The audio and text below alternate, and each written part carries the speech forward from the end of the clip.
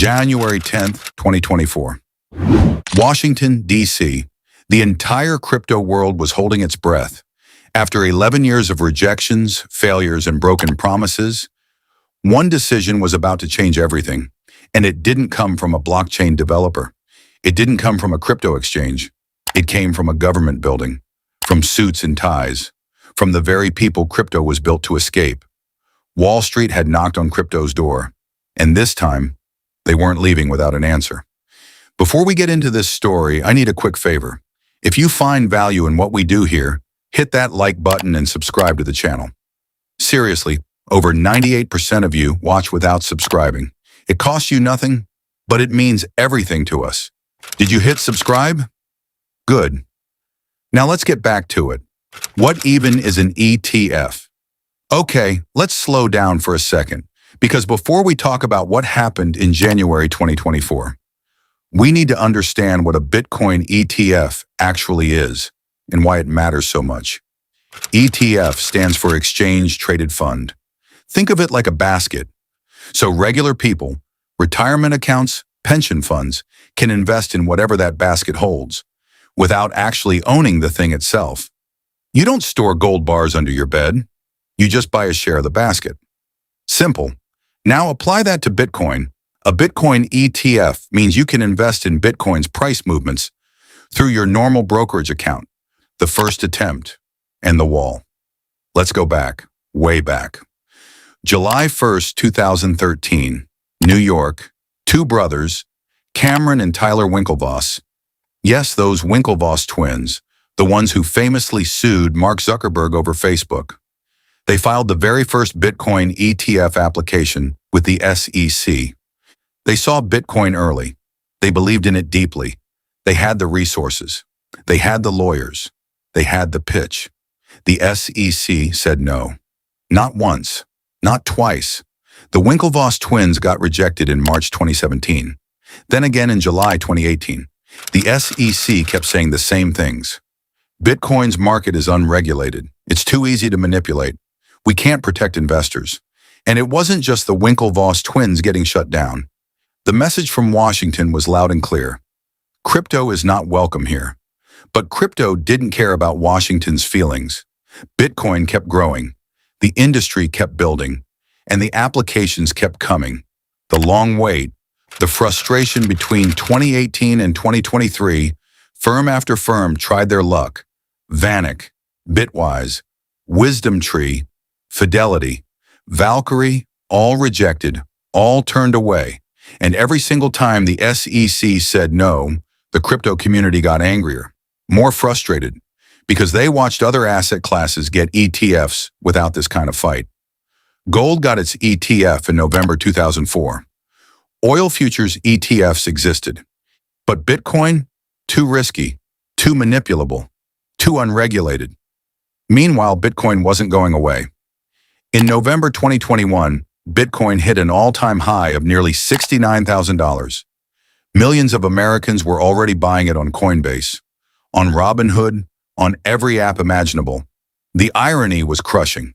Regular people could already buy Bitcoin, but institutional money, pension funds, retirement accounts, they were locked out because they needed regulatory approval to touch something like a Bitcoin ETF. The system that was supposed to protect investors was actually keeping them from a legitimate opportunity. The breakthrough nobody expected. Then something shifted.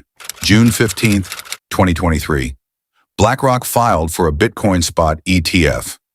Let that sink in. BlackRock, the largest asset manager on the planet, a company that manages over $9 trillion in assets. They didn't just knock on the SEC's door, they practically kicked it in. And here's what made this different from every other application before it. BlackRock had a near-perfect ETF approval record.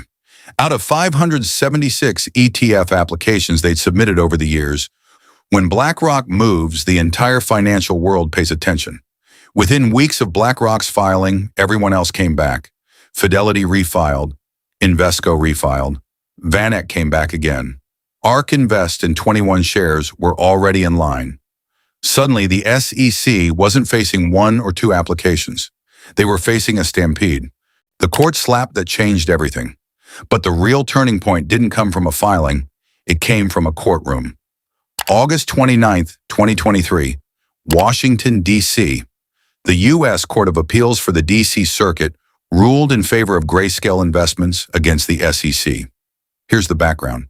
Grayscale already had a Bitcoin product, the Grayscale Bitcoin Trust, ticker GBTC, that held actual Bitcoin. They wanted to convert it into a spot ETF. The SEC rejected them. Grayscale sued, and the court sided with Grayscale. The judges said the SEC's rejection was arbitrary and capricious. Those are strong words from a federal court.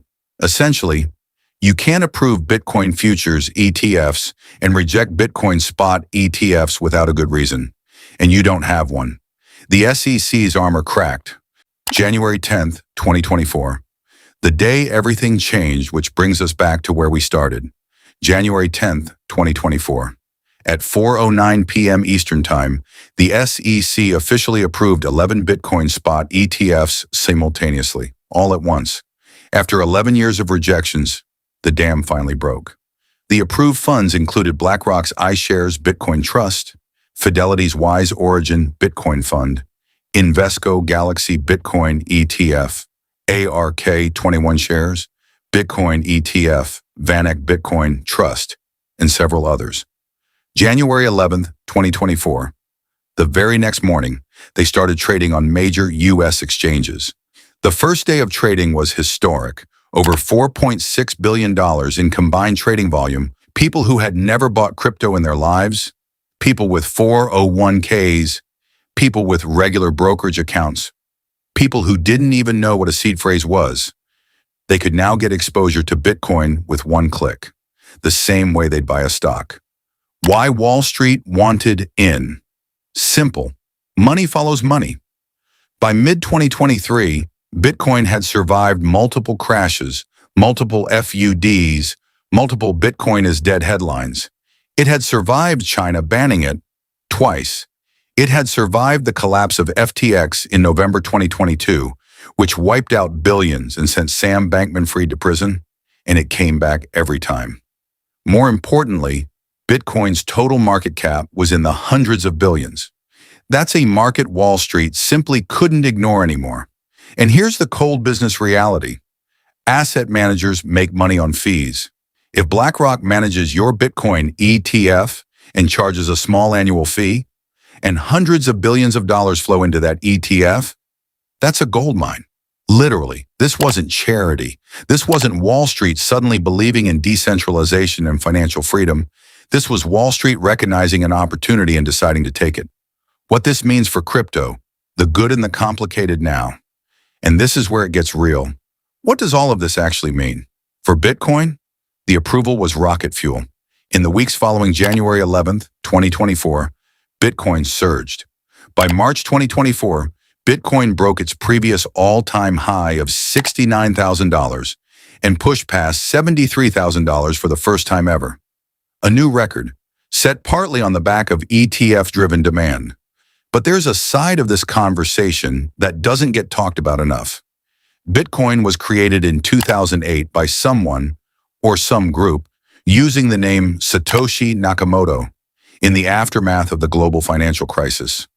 As a direct response to banks, governments, and Wall Street having too much control over money, the entire point was decentralization, removing middlemen, being your own bank. And now, the biggest middlemen on earth, BlackRock, Fidelity, Invesco, they're holding Bitcoin on behalf of millions of investors. They're custodying it, managing it, charging fees for it.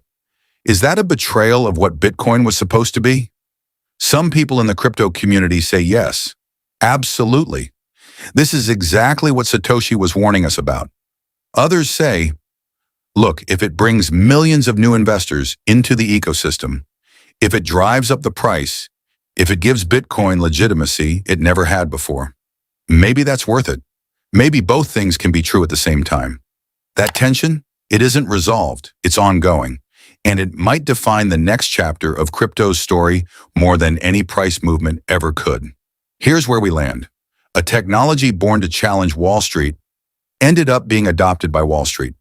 Whether you see that as a victory or a compromise depends entirely on what you think Bitcoin is for. But one thing is undeniable. January 11th, 2024 was not just a financial milestone, and the story is far from over. If this video made you think, if it gave you something you didn't have before, hit that like button. Subscribe if you haven't already. It genuinely helps this channel grow and keeps content like this coming your way. We'll see you in the next one.